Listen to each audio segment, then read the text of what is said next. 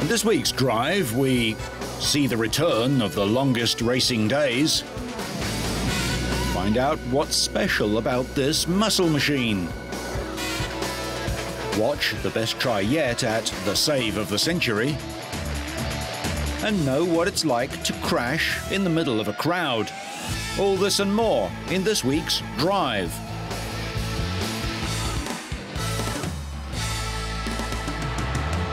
We start this week in Sydney, Australia, home of the Olympic Games in 2000, and now Australia's entry into the brave new world of A1 Grand Prix. 1980 Formula One World Drivers' Champion Alan Jones unveiled the car. A1 is very much a level playing field. It's about the driver, the team, and the engineer that's going to be able to get the job done on the day. Alan Docking, an expat Australian who spent many years in England running very successful Formula 3 teams, will be running the Australian car. So it very much will be an Australian effort. With A1, the driver must be of the nationality of the team, and we can only obtain Australian sponsorship. What I say to people is the best way to think about A1 is the America's Cup on asphalt. And you know what we did there, and we're going to do it again. Alan, you know, the Australian team, everybody who believed in me, thank you. Without their belief, there's no way I wouldn't be able to push this hard. I work very, very hard to make this happen. And I'm a man on a mission, and I won't stop until I see this through. I'm honored that we're going to have a round of the A1 Grand Prix here in Australia, in your great country, the only country that's a continent on the planet. Jones will hold the Australian franchise in the September to April series, which starts at Brands Hatch and will use identical cars built by Lola. John Anderson, Deputy Prime Minister of Australia, joined a long list of national leaders to try their country's cars for size. Maktoum and Jones revealed the single-seat V8 car ahead of a practice run on the Eastern Creek Raceway on Sydney's outskirts. No details of who will drive for Australia have been released, but Alan's son and Australia's Asian Formula 3 champion Christian Jones is the most likely name, after taking the car through its paces at Eastern Creek. Maktoum and Jones refused to confirm whether Sydney would host the Australian leg of the championship. The Australian Formula One Grand Prix is held in Melbourne, and Sydney is one of few major Australian cities without a significant motor racing event. On the other side of the world, the 5-race Le Mans Endurance Series gets underway at Spa in Belgium later this month, and ahead of the season opener, teams and drivers gathered at Paul Ricard in France for official testing. 20 teams applied for the 2-day testing meeting, choosing between a regular morning and afternoon schedule or a 24-hour session. Alongside the races at Spa, Monza, Silverstone and the Nürburgring, the new season includes an additional stage at the brand new circuit in the Turkish capital of Istanbul in November. As with last year's inaugural Le Mans Endurance Series, each race will feature 4 categories: GT1, GT2 and the LM Prototype 1 and 2. The GT1 category has been spiced up by the presence of BMS Scuderia Italia, the GT champions switching to the Le Mans Endurance Series with a pair of ProDrive-built Ferrari 550 Maranellos. The LM GT2 section includes 7 Porsches, 3 Ferraris and 3 TVRs, while numerically at least, Courage dominate in the LMP2 category with 5 entries. The top LMP1 category, meanwhile, will see just 1 Audi R8 competing. Good news for the rivals of last year's champion team.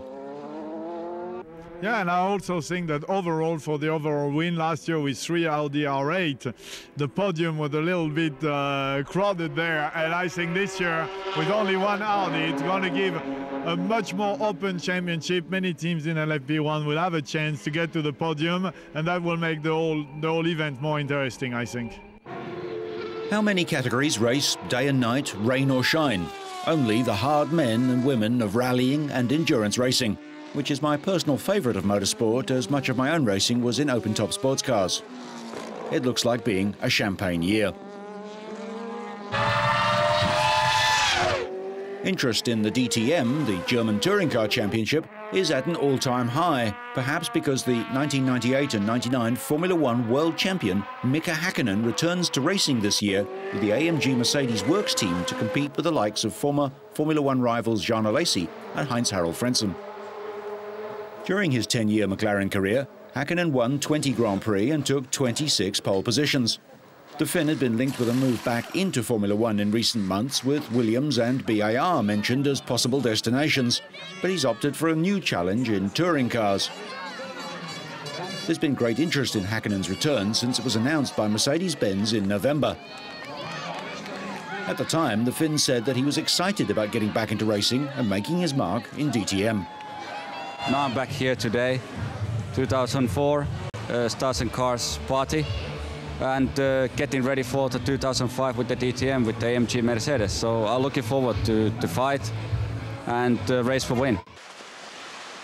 Since the announcement in November, Häkkinen has been in training to ensure that he's in the right physical shape to take on the 2005 DTM season.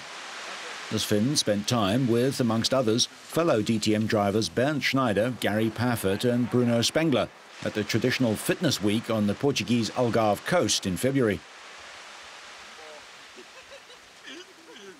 Häkkinen continued his hard work at home in Monaco under the watchful eye of wife Erja and son Hugo, with whom Häkkinen gave up his Formula One career to spend more time. Interestingly, the Finn will contest his maiden DTM season with the number 8 on his car, the number he was assigned for the 1998 Formula One season. This could be a good omen, as 98 was the year of his first Formula One World Championship title with McLaren Mercedes. The former world champion wrapped up his preparation with some testing at Mugello in Italy in early March. It was the first time that Häkkinen had climbed behind the wheel of his new C-Class Mercedes, but the Finn looked comfortable from the start. This year, the championship will see entries from Mercedes, Opel, Audi and Britain's MG, which has just announced its bankruptcy. The DTM season gets underway at Hockenheim in Germany in mid-April.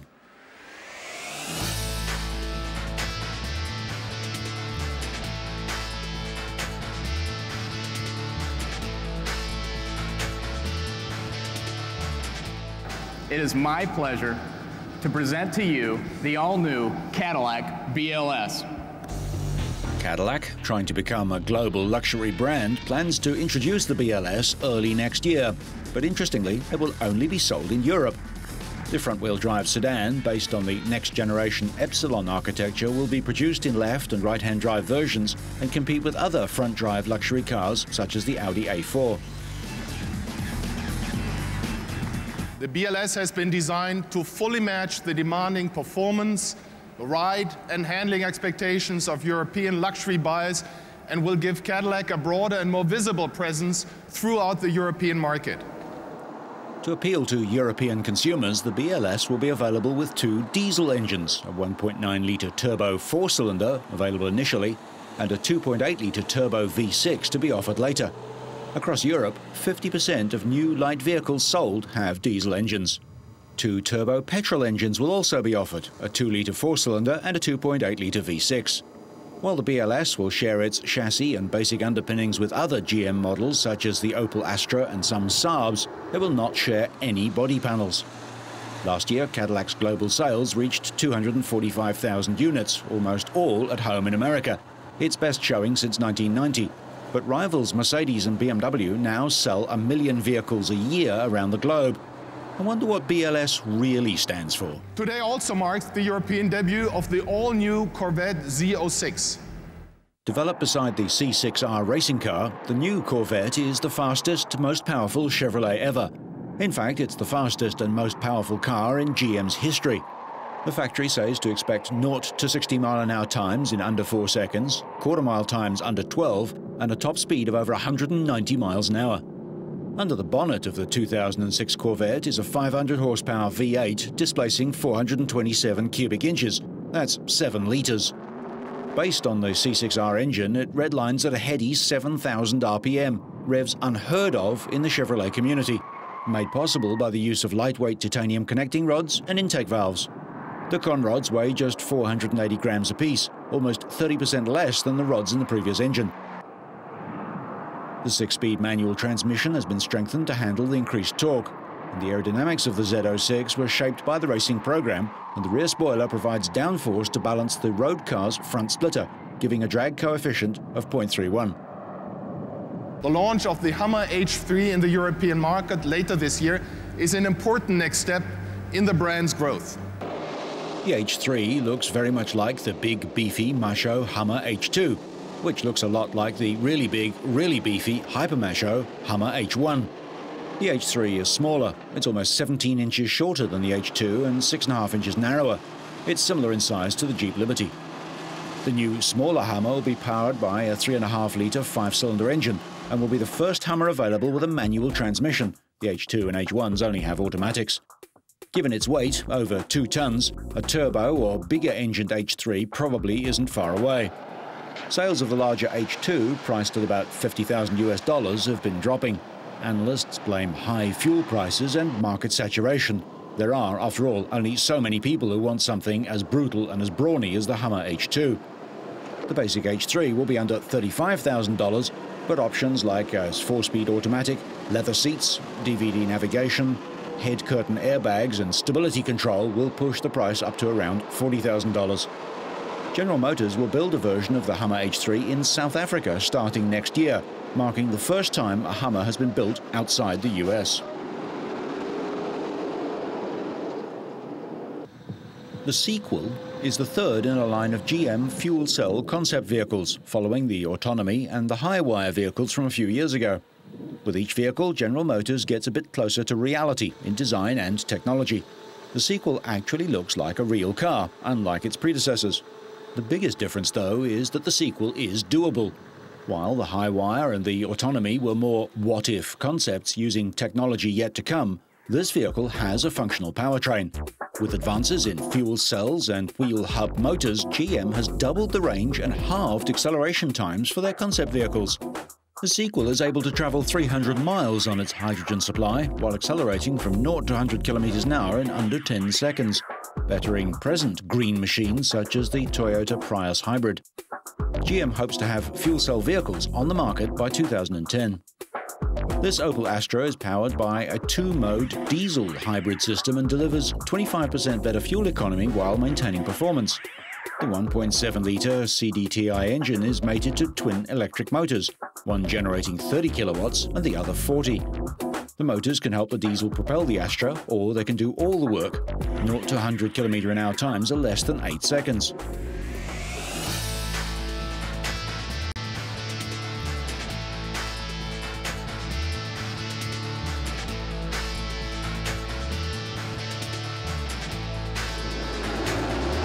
The weather had caused havoc all weekend for the Australian round of the World Superbike Championship at the picturesque coastal circuit of Phillip Island. When the rains did abate, Troy Corser shone. The home favourite made the most of the dry track, surging ahead of pole sitter and Suzuki teammate Yukio Kageyama and another local rider, Andrew Pitt. It was a lead the 33-year-old would not relinquish until the checkered flag, as the trio soon pulled away from the pack. With 10 of the 22 laps remaining, former world champion Corser had forged a comfortable 8-second lead ahead of Kageyama. Now in third place was another young Australian prodigy, Chris Vermeulen on the 10K Honda. He survived a desperate last lap lunge by Max Neukirchner to hold on to his place on the podium. Corser crossed the line to win. World champion with Ducati, he's endured 2 mediocre years on the foggy Petronas before making the switch to Suzuki. With Vermeulen third, Pitt fifth and Carl Muggeridge eighth, half of the top 8 were Australians. The Phillip Island track is notorious for sudden and extreme weather changes, with wind a constant threat. The second race started much like the first. Corser fastest off the grid for an early lead ahead of MotoGP refugee Pitt's Yamaha, before an attack by Ducati's Regis Laconi saw him surge into second. But this was of little concern to Troy Corser, who was again powering ahead on his own.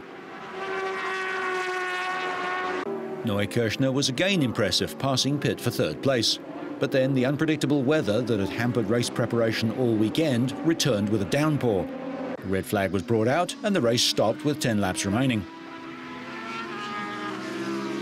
With all the bikes reshod with wet weather tyres, the race restarted. And this time it was wet weather experts Kageyama and Briton Chris Walker who fronted the field. Then came the crashes. First to go down was the pint-sized Australian Gary McCoy, who tipped off his Foggy Patronus, and countryman Pitt planted his Yamaha soon after. Moments later, the hard-charging Superbike and MotoGP veteran Noriyuki Haga went the same way.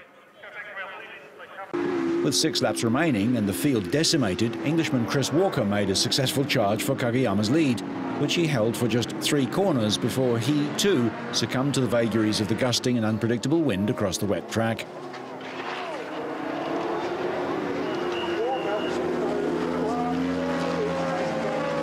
Frenchman Regis Laconi also crashed, but posted an early entry for Crash of the Year as he looked to have scored the save of the century. That left Kageyama and Corsa to fight it out for first place. After a bit of gamesmanship, Corsa ceded the track lead to his Suzuki teammate, but he'd done enough to win the race on aggregate. 3 wins in 2 rounds means he now leads the overall championship standings on 91 points, 8 ahead of Kageyama. Laconi is 3rd on 54 and Vermeulen 4th on 50. World Superbikes now travel to Spain for the Valencia round.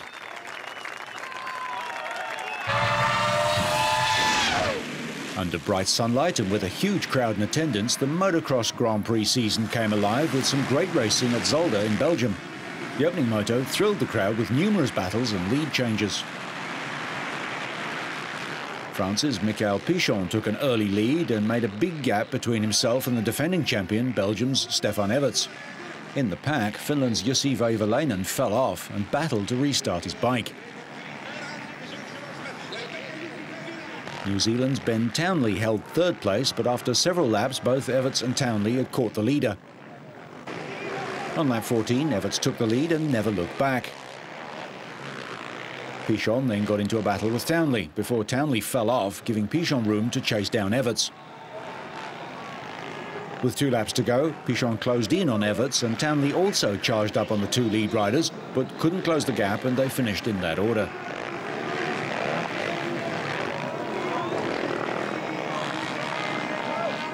The second moto was dominated by Everts' compatriot and former world champion Joel Smets, as he captured a stunning victory ahead of Pichon and Everts. At the outset, he was battling with fellow Suzuki rider Kevin Strobos, but Strobos dropped back, eventually finishing 6th. Smets was emotional as he crossed the finish line. Just 6 months ago, he lay in a Belgian hospital near to death.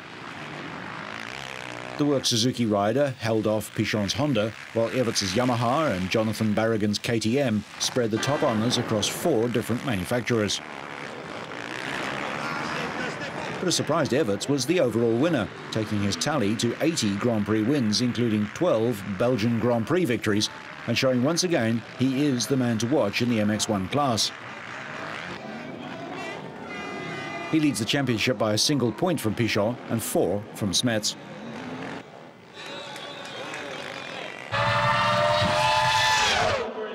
With 1st and 2nd positions in the Indoor World Trials Championship already decided in favour of Spaniards Adam Raga and Albert Cabastani, the battle for 3rd position is now on, with Hironi Fajardo, Dougie Lamkin and Takahisa Fujinami all in with a shout.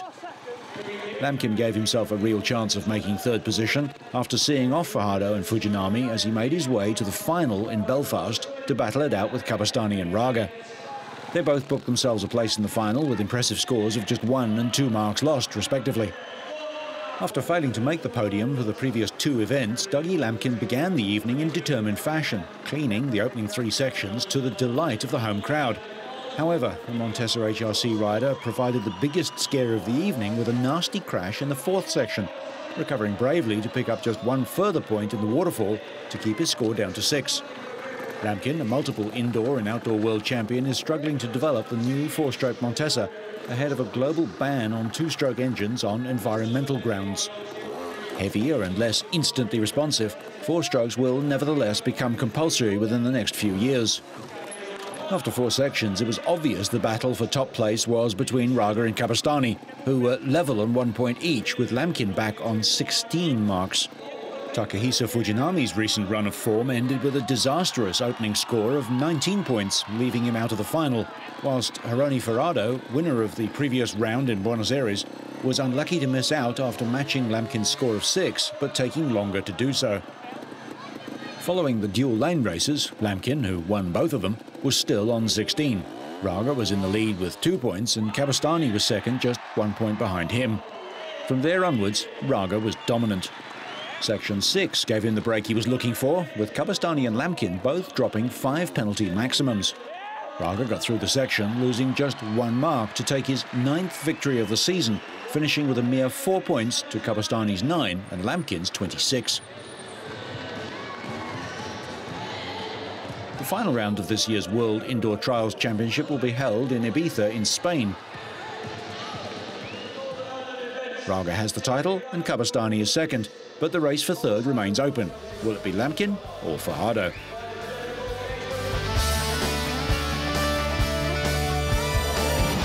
While fans of the slightly more glamorous sport of Formula One look towards the next Grand Prix, enthusiasts of another form of Grand Prix racing gathered outside the English town of Bovingdon.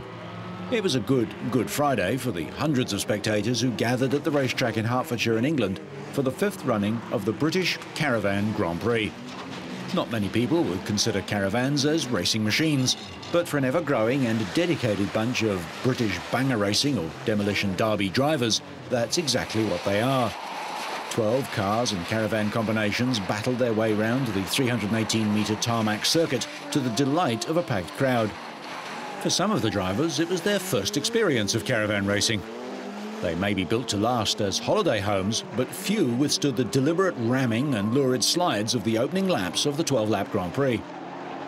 Moving faster than they've ever moved before, and driving in a way that would distress any self-respecting member of the caravan club, the winner would probably be the last car and caravan left moving, or the first to complete 12 laps.